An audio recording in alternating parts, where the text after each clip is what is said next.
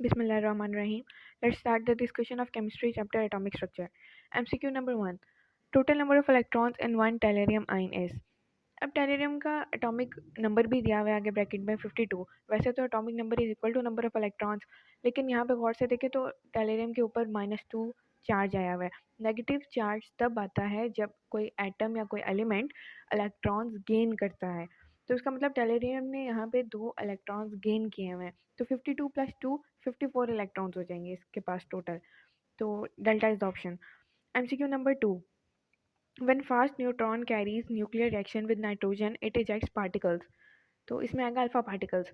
वैसे तो ये रिएक्शन बुक में है प्रॉपर्टीज़ ऑफ न्यूट्रॉन्स वाले टॉपिक में, उसमें दिखाया हुआ है कि एक नाइट्रोजन एटम जो है न्यूट्रॉन के साथ रिएक्शन कर रहा है और प्रोडक्ट में एज अ बोरॉन एटम बन रहा है और हीलियम एटम बन रहा है। असल में ये यहाँ पे हीलियम एटम नहीं बनेगा, यहाँ पे ये हीलियम न्यूक्लियस होगा। इसके पास सिर्फ 2 प्रोटॉन्स होंगे और 2 न्यूट्रॉन्स होंगे, इलेक्ट्रॉन्स नहीं होंगे। तो ये अल्फा पार्टिकल होगा। रिएक्शन में ये हीलियम ही लिखा हुआ है, एटम ही लिखा हुआ है, लेकिन अगर आप बुक की लाइन गौर से पढ़ें तो वहाँ पे अल्फा पार्टिकल का जिक्र किया गया है। MCQ number 3.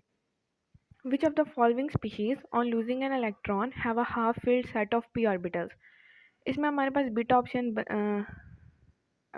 ऑप्शन बनता है ऑक्सीजन। आपको इस टाइम स्क्रीन पे इन चारों एलिमेंट्स की इलेक्ट्रॉनिक कन्फिग्रेशन शो हो रही होगी। सब ऑक्सीजन के अलावा बाकी तीनों स्पीशीज़ जो हैं, इस तरह उन्होंने उसके ऊपर चार्ज मैनेज किया है कि तीनों में जो नंबर ऑफ़ इलेक्ट्रॉन्स बन रहे हैं ना, वो 7 बन रहे हैं। कार्बन के नेगेटिव में भी, कार्बन के पास वैसे होते हैं 6, जब नेगेटिव चार्ज आएगा 1 गेन करेगा तो 7 इलेक्ट्रॉन्स। नाइट्रोजन के पास 7 होते हैं और ऑक्सीजन के पास होते हैं 8, जब ये 1 लूज़ कर देगा तो 7। अब 7 इलेक्ट्रॉन्स की कन्फिग्रेशन ऐसे बनती है कि 1s2 2s2 और 2px1 2py1 और 2pz1, यानी कि 2p ऑर्बिटल में जो है 3 इलेक्ट्रॉन्स है। इसका मतलब p ऑर्बिटल हाफ फिल्ड है। लेकिन क्वेश्चन में इन्होंने कहा है कौन सी स्पीशी ऐसी है जो कि 1 इलेक्ट्रॉन लूज करने के बाद उसका जो p ऑर्बिटल होगा वो हाफ फिल्ड होगा। अब वो ऑक्सीजन के अलावा अगर हम तीनों ऑप्शन देखें, उनके प्रेजेंट फॉर्म में p ऑर्बिटल जो है हाफ फिल्ड है। अगर हम इन तीनों में से एक इलेक्ट्रॉन लूज कर देंगे तो वो p ऑर्बिटल हाफ फिल्ड तो नहीं रहेगा, उसमें पीछे 2 इलेक्ट्रॉन्स बच जाएंगे। तो p ऑर्बिटल तो तब हाफ फील्ड होता है जब उसमें 3 इलेक्ट्रॉन्स होंगे। तो इसके हिसाब से बीटा ऑप्शन बनता है ऑक्सीजन, क्योंकि ऑक्सीजन की इस टाइम जो कन्फिग्रेशन है 1s2 2s2 2px2 2py1 और 2pz1, जब ये इलेक्ट्रॉन लूज करेगा तो 2px2 में से एक इलेक्ट्रॉन इसका चला जाएगा और पीछे जो है 2p ऑर्बिटल वो हाफ फील्ड होगा। MCQ number 4. If value of n is equal to 4, the number of possible values of L. इसका तो सिंपल सा फॉर्मूला है, L is equal to n minus 1। n है 4, तो 4 माइनस 1 3 ऑप्शन। वैसे भी देखें तो n इज इक्वल टू 4 बनता है n shell, capital N shell, ठीक है। उसमें हम अगर उसका L नंबर देखें तो 3 तक इसमें S P D F चारों सब शेल्स प्रेजेंट है। MCQ number 5. When the 6d orbital is completed, the entering electron goes into.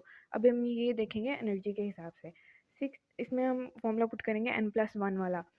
तो 6d के हिसाब से n है 6 और l है 2, तो 6 + 2 8। अब जिसकी एनर्जी 8 होगी, आगे चारों ऑप्शन जो गिवन हैं उनमें n + l की वैल्यू जिसकी 8 होगी वो आएगा, अगर 8 नहीं होगी तो 9 वाला आएगा। तो अब हम देखते हैं 7f में 7d है पहला ऑप्शन। 7 + 2 = 9 बनता है बीटा ऑप्शन। 7s ये बनता है 7 + 0 7। सी जो ऑप्शन है 7p 7 + 1 = 8, तो यही ऑप्शन बनेगा। वैसे भी डी ऑप्शन में 7f है तो 7 + 3 = 10 हो जाएगा, तो Charlie is the option. MCQ number 6. M+3 ion containing 14 neutron acquires configuration of neon. The mass number of M is. अब इन्होंने अगर हम नियॉन की कन्फिग्रेशन इलेक्ट्रॉनिक कन्फिग्रेशन देखें तो हमें पता चलेगा नियॉन के पास 10 इलेक्ट्रॉन्स होते हैं। अब वो कह रहे हैं M+3 जो एटम है, M कोई भी हम सपोज कर लेते हैं कोई भी एटम है, तो उसके पास जब उसके वो 3 अपने इलेक्ट्रॉन्स लूज़ कर देगा ना, तब उसकी कन्फिग्रेशन नियॉन वाली बनेगी, मतलब 10 इलेक्ट्रॉन्स। इसका मतलब जो उसने 3 लूज़ किए थे अगर वो लूज़ ना करता तो इसके पास टोटल इलेक्ट्रॉन्स कितने होते हैं 13 इलेक्ट्रॉन्स। तो इसका मतलब M के पास हैं 13 इलेक्ट्रॉन्स और न्यूट्रॉन्स इन्होंने कितने दिए हुए हैं, क्वेश्चन में ऑलरेडी गिवन है 14। मास नंबर होता है न्यूट्रॉन्स प्लस प्रोटॉन्स। न्यूट्रॉन्स हो गए 14 और इलेक्ट्रॉनिक कन्फिग्रेशन से हमने देखा इसके पास 13 इलेक्ट्रॉन्स हैं, और जो number of electrons in an atom is equal to its number of protons. 14 plus 13 27 option बनेगा। MCQ number 7, charge carried by 1 gram of electrons is. इसके लिए तो सबसे पहले चार्ज निकालने से पहले ना आपको कैलकुलेट करना है 1 ग्राम में नंबर ऑफ इलेक्ट्रॉन्स कि 1 ग्राम इलेक्ट्रॉन में कितने नंबर ऑफ इलेक्ट्रॉन्स होंगे। उसके लिए ये हम नंबर ऑफ इलेक्ट्रॉन्स को कंपेयर कर लेंगे उसके मास के साथ। एक इलेक्ट्रॉन का मास होता है 9.1 इंटू 10⁻³ kg कह लें, या अगर ग्राम में करें तो 9.1 इंटू 10⁻28 ग्राम। अगर हम इसका मास 1 ग्राम मास रखना चाहें तो नंबर ऑफ इलेक्ट्रॉन हो जाएंगे 1 डिवाइडेड बाई 9.1 इंटू 10⁻28, यानी कि 1 ग्राम ऑफ इलेक्ट्रॉन्स में पार्टिकल्स हैं, नंबर ऑफ इलेक्ट्रॉन्स हैं 1.09 इंटू 10⁻27। अब हमने टोटल ये आ गया हमारे पास 1 ग्राम इलेक्ट्रॉन में नंबर ऑफ इलेक्ट्रॉन्स। अब हमने इसका चार्ज कैलकुलेट करना था। एक इलेक्ट्रॉन पे चार्ज होता है 1.6 इंटू 10⁻19। इसको हम नंबर ऑफ इलेक्ट्रॉन्स के साथ मल्टीप्लाई कर देंगे तो हमारे पास टोटल चार्ज आ जाएगा, और वो बनता है बीटा ऑप्शन 1.7588 इंटू 10⁸ कूलम। वैसे ये स्टेटमेंट और ये वैल्यू आपकी बुक में भी है, और इसमें जो अल्फ़ा ऑप्शन है वो वैसे ही गलत है। जो सी ऑप्शन है चार्ली, वो वैल्यू बनती है इसकी किलोग्राम में, और जो डेल्टा ऑप्शन है वो 1 इलेक्ट्रॉन का चार्ज है, 1 ग्राम इलेक्ट्रॉन का चार्ज नहीं है। MCQ number 8, dash is isoelectronic with argon and dash is isoelectronic with neon. अब आर्गन में हमने होते हैं 18 इलेक्ट्रॉन्स और नियॉन में होते हैं 10 इलेक्ट्रॉन्स। अब हमने अपने नंबर ऑफ इलेक्ट्रॉन्स पूरे करने हैं। सबसे पहला ऑप्शन है नियॉन माइनस। नियॉन में होते हैं 10, नेगेटिव चार्ज आ गया, इसका मतलब इसने 1 गेन कर लिया, 11 इलेक्ट्रॉन्स हो गए। तो हम बस नियॉन और आर्गन को ही कंपेयर कर लें कि नियॉन नेगेटिव चार्ज जब आ जाएगा इसके पास 11 इलेक्ट्रॉन्स होंगे, आर्गन में होते हैं 18। ये तो दोनों आइसो इलेक्ट्रॉनिक बनते ही नहीं है, हमें दूसरा ऑप्शन देखने की ज़रूरत नहीं है, क्योंकि ये आपका पहला ही जब मैच नहीं कर रहा है, दूसरा मैच हो भी जाए तो कोई फ़र्क नहीं पड़ता। इसलिए पेपर में आपने अपना मैक्सिमम टाइम बचाना है तो आप इसको छोड़ दें। बीटा ऑप्शन देखें, एफ पॉजिटिव।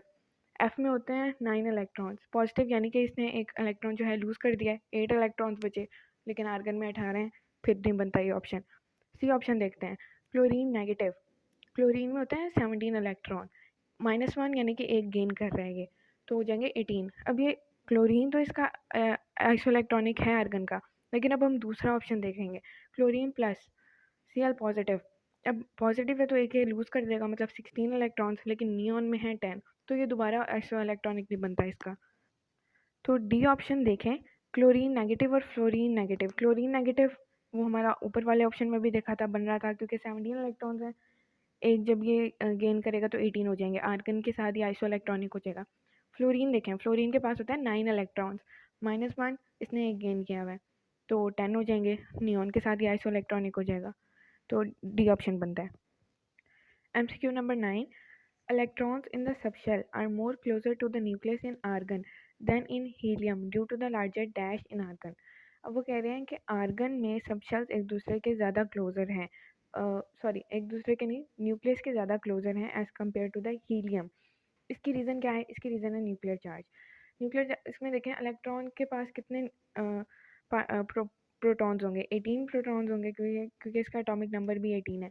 हीलियम के पास सिर्फ 2 प्रोटॉन्स होंगे, और हमारे न्यूक्लियर चार्ज भी प्रोटॉन्स की वजह से ही होता है। तो इसमें हम देखेंगे आर्गन के पास ज़्यादा प्रोटॉन्स हैं और ज़्यादा न्यूक्लियर चार्ज होगा एज़ कम्पेयर टू हीलियम। तो उसमें आर्गन में सब शेल्स जो होंगी वो भी ज़्यादा क्लोजर होंगी to the nucleus as compare to the helium.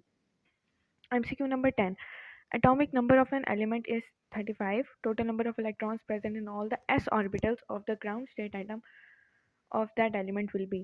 अब कोई भी एक एलिमेंट है, उन्होंने उसका एटॉमिक नंबर बता दिया 35, वैसे तो ये क्लोरीन का मिलता है, लेकिन उन्होंने पूछा हुआ है कि उसकी उसमें जितने भी एस ऑर्बिटल्स होंगे उन सारे एस ऑर्बिटल्स में इलेक्ट्रॉन्स कितने होंगे। इसके लिए हम इसके इलेक्ट्रॉनिक कन्फिगरेशन लिख लेते हैं, 1s2 2s2 2p6 3s2 3p6 4s2 3d10 और 4p5। इसमें हम ये जो रेड से मार्क किए हुए ये सारे एस ऑर्बिटल्स हैं, 1s2 2s2 3s2 4s2, 4 इसमें एस ऑर्बिटल्स आ रहे हैं, चारों एस ऑर्बिटल्स में 2 इलेक्ट्रॉन्स, तो टोटल इलेक्ट्रॉन्स एस ऑर्बिटल्स में कितने हो जाएंगे? 8। सी ऑप्शन बनेगा। MCQ number 11, maximum number of electrons which can be accommodated in an orbital for which L is equal to 2 and M is equal to 0 are। अब इन्होंने पहले तो बाद क्वेश्चन में लिख दिया इन एन ऑर्बिटल, एक ऑर्बिटल में बात हो रही है, और आगे भी देखें m is equal to zero, m is equal to zero, इसका मतलब एक ऑर्बिटल की बात हो रही है, तो 2 इलेक्ट्रॉन आएंगे।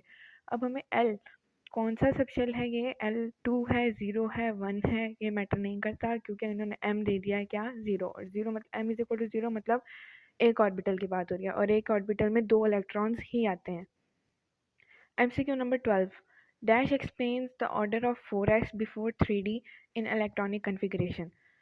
इसमें हम देख लेते हैं। अल्फा ऑप्शन है पोली एक्सक्लूजन रूल। पोली एक्सक्लूजन रूल हमें ये बताता है कि जो इलेक्ट्रॉन्स जब हम अकोमोडेट करते हैं, जब इकट्ठे 2 इलेक्ट्रॉन्स हम अकोमोडेट करते हैं तो उन्हें ऑपोजिट स्पिन में रखते हैं। Beta option n+n rule, n+l rule, यही आंसर बनता है, क्योंकि जब हम n और l वैल्यूज़ ऐड करते हैं, जिसकी वैल्यू कम होती है वो पहले आता है और जिसकी वैल्यू ज़्यादा होती है वो बाद में आता है। 4s के केस में देखें 4 + 0 इज इक्वल टू 4, और 3D के केस में 3 + 2 इज इक्वल टू 5, तो 4s पहले आएगा, 3D बाद में आएगा। इस तरह जो सी ऑप्शन है ऑफ प्रिंसिपल, कई लोग बच्चे ये टिक कर जाते हैं, क्योंकि वो कहते हैं कि ऑफ प्रिंसिपल भी तो यही स्टेट करता है कि हमने इलेक्ट्रॉन्स को सबशेल्स में उनके इंक्रीजिंग एनर्जी वैल्यू के हिसाब से जो है वो एक्यूमुलेट करना है, लेकिन वो एनर्जी भी तो हम कैसे कैसे कैलकुलेट करेंगे, हमें क्या पता 4s की क्या एनर्जी है और 3D की क्या एनर्जी है, वो तो हम उसकी n+l वैल्यू को ऐड करके ही देखेंगे ना, तो इसमें n+l रूल आएगा, और हंस रूल इज समथिंग डिफरेंट, वो तो वैसे वो स्पिन के रिलेटेड है, इसमें ऑप्शन नहीं बनता। MCQ number 13. According to quantum mechanics, size of electronic shell is told by the quantum number. अब कौन सा क्वांटम नंबर है जो कि हमें साइज बताता है इलेक्ट्रॉनिक शेल का, उसमें अल्फा ऑप्शन है principal quantum number. Principal quantum number हमें ना सिर्फ ऑर्बिट का साइज बताता है, बल्कि एक शेल में कितने इलेक्ट्रॉन्स आएंगे ये भी बताता है, और एनर्जी भी बताता है इलेक्ट्रॉन्स की। देखें, प्रिंसिपल क्वांटम नंबर क्या होता है, शेल नंबर ना, जो कि हम सिंपल लिखते हैं कि LMNO PQ। तो उस केस में क्या हमें नहीं पता कि हम फर्स्ट सेल से जब ऑनवर्ड जाएंगे तो उसका रेडियस इंक्रीज होता जाएगा, हमें आइडिया है इस बारे में, तो वो हम प्रिंसिपल क्वांटम नंबर से इस बात का अंदाज़ा लगा सकते हैं। और इसी तरह एनर्जी का भी अंदाज़ा लगा सकते हैं कि हमने पढ़ा था कि closer to the nucleus energy maximum होती है, और जैसे दूर दूर जाते जाएंगे एनर्जी जो है डिक्रीज होती जाएगी। अब हमें ये भी पता है कि की एनर्जी ज़्यादा होगी as compare to the L और एम, तो हम एनर्जी का भी अंदाज़ा लगा सकते हैं, और नंबर ऑफ़ इलेक्ट्रॉन्स का कैसे अंदाज़ा लगा सकते हैं, वो हो जाएगा 2n² वाले फॉर्मूले से। अब n में हम इसकी वैल्यू पुट करेंगे हर शेल के लिए, तो इसको सॉल्व करेंगे तो हमारे पास हर शेल में नंबर ऑफ इलेक्ट्रॉन्स आ जाएंगे। बाकी तीनों क्वांटम नंबर्स हमें डिफरेंट चीज़ें बताते हैं। तो प्रिंसिपल जो है, प्रिंसिपल क्वांटम नंबर हमें एक इलेक्ट्रॉनिक शेल का साइज, उसकी एनर्जी और उस शेल में कितने इलेक्ट्रॉन्स आएंगे, ये तीनों चीज़ें बताता है। MCQ number 14. The charge to mass ratio is maximum for which of the following? इसमें चारों ऑप्शन के पास चार्ज सेम है, ठीक है, तो चार्ज मैटर नहीं करेगा। ई ओवर नीचे बच गया एम मैस। अब हम चारों का मैस देख लेंगे, जिसका मैस सबसे कम होगा उसकी रेशियो सबसे ज़्यादा होगी, क्योंकि मैस है डिनोमिनेटर में, उस हिसाब से हाइड्रोजन ऑप्शन बनता है बी ऑप्शन, क्योंकि हाइड्रोजन का मैस सबसे कम है, इसकी वजह से इसकी चार्ज टू मैस रेशियो जो है वो सबसे मैक्सिमम सबसे ज़्यादा होगी। MCQ number 15. Electron density between 1s and 2s orbital is. अब हमने ऑर्बिटल की डेफिनेशन ही ये की थी कि एटम में वो स्पेस, वो वॉल्यूम जहाँ पे इलेक्ट्रॉन फाइंड करने की जो प्रोबेबिलिटी है वो 95% हो, इलेक्ट्रॉनिक डेंसिटी वहाँ पे हमें ये चांस हो कि वहाँ पे इलेक्ट्रॉन एग्जिस्ट करता है, ये चांस हमारे पास 95% हो, तो उस हिसाब से ऑर्बिटल की डेफिनेशन ही है।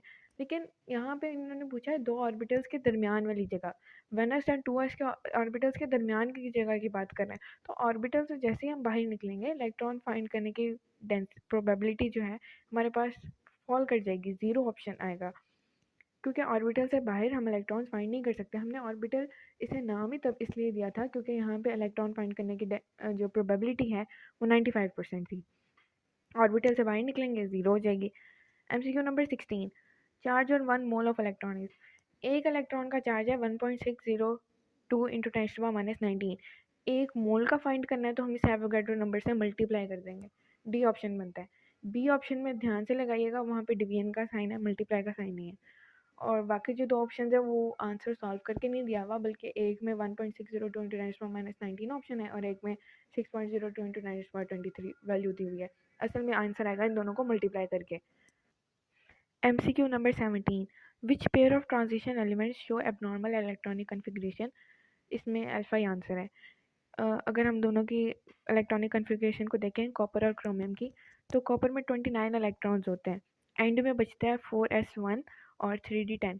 होना तो ये चाहिए था, ये s में अपने 2 इलेक्ट्रॉन्स पूरे करता और 3d में बाकी जो है 9 इलेक्ट्रॉन्स बचते, लेकिन ये अपनी ज़्यादा एक कम्प्लीटली फिल्ड ऑर्बिटल ज़्यादा स्टेबल होता है, तो s अपना एक इलेक्ट्रॉन जो है वो 3d को दे देता है। इसी तरह क्रोमियम में 24 इलेक्ट्रॉन्स होते हैं, एंड में बचता है 4s1 और 3d 5।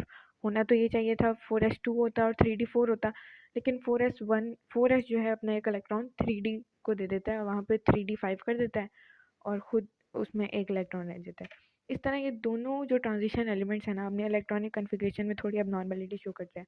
बाकी स्कैंडियम और जिंक बचता है बाकी ऑप्शंस में, उन दोनों की बिल्कुल नॉर्मल इलेक्ट्रॉनिक कन्फिग्रेशन है। MCQ number 18, maximum number of electrons in N orbital. एक ऑर्बिटल में हो चाहे जिस सब शेल का हो, जिस शेल में पड़ा हो, कोई फर्क नहीं पड़ता, एक ऑर्बिटल में 2 ही इलेक्ट्रॉन आ सकते हैं ऑपोजिट स्पिन में। Next MCQ, which quantum number helps to study the orientation of an orbital in space? It's the magnetic quantum number. हमने magnetic quantum number को ऑर्बिटल ओरिएंटेशन क्वांटम नंबर का नाम भी दिया था, क्योंकि ये हमें बताता है कि एक सबशेल में ऑर्बिटल कहाँ पड़े होंगे, कैसे पड़े होंगे, एक ऑर्बिटल की कंप्लीट डिटेल देता है कि एक सबशेल में ऑर्बिटल कहाँ होंगे और कैसे होंगे, इसीलिए हमें ये ऑप्शन ठीक है, magnetic quantum number. MCQ number 20, all of the following statements are correct for atomic orbital except. अच्छा, पहला ऑप्शन देखें, p subshell has 3 orbital, it's true, px py and pz। Beta option is all d orbitals have 4 lobes, it's wrong, क्योंकि d orbital में जो dz square है उसमें 2 lobes होते हैं, तो इस हिसाब से बाकी जो 4 ऑर्बिटल्स हैं उनमें 4 लोब्स होते हैं। इस हिसाब से ये ऑप्शन ठीक है, क्योंकि ये स्टेटमेंट गलत है। इसी तरह सी ऑप्शन में देखें, उसमें एस ऑर्बिटल की स्फेरिकल शेप होती है, और डी ऑप्शन में 4s has less energy then 4d, ये ऑप्शन भी ठीक है, तो बीटा